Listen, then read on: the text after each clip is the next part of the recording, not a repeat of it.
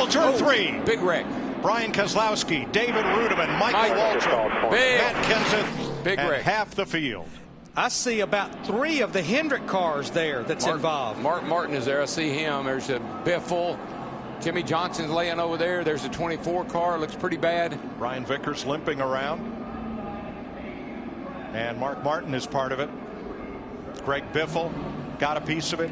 Joe Nemechek's right front all torn up. The 9 of Marcus Ambrose. Watch the top right of your screen coming right up in. here. Michael into his teammate Rudeman. Got Rudeman loose. Right in front of Keselowski. Here comes Nemechek. Pow into Michael. Look at. Nope, didn't make it. Didn't make it. Brian Keselowski, we just talked about, was involved. That white car up against the wall there. It's a product of this kind of racing. You know, it's Mike was pushing me, and I don't think when I anticipated the guys moving up in front of us as quick as I did, and it's not Mike's fault. I just probably didn't get on the radio quick enough to give him a heads up. He's doing what he's supposed to do. He's pushing. That's all you can do when you're behind, and you can't see. You got to rely on the guy in front of you to help you.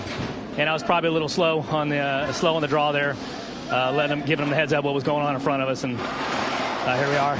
Well, it doesn't really matter at this point. Our chances to win the Daytona 500 are over. That's the disappointing part. This drive to Hunger Chevrolet was really fast.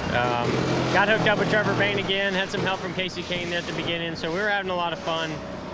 You know, I totally get the 2-car drafting, and I think that we're going to see a lot more of it. What I don't quite understand is why guys are doing it 3 wide, 3 deep, running for 28. You know, we need to. They need to let it thin out a little bit. As soon as it thins out, then go to it. Well, I just didn't get the information soon enough. You know, I'm pushing David against him a little bit, but he said, give me some room, and I was giving him room, and then right at the last second, he said, gotta go low, gotta go low.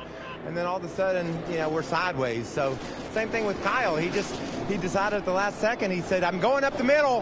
And when you change directions, pushing in the corner, it's just a recipe for disaster. So as a driver, I'm frustrated. As an owner, it's expensive. But as a fan, this is a Daytona 500, and I can't wait to go get on my toolbox and watch those boys battle.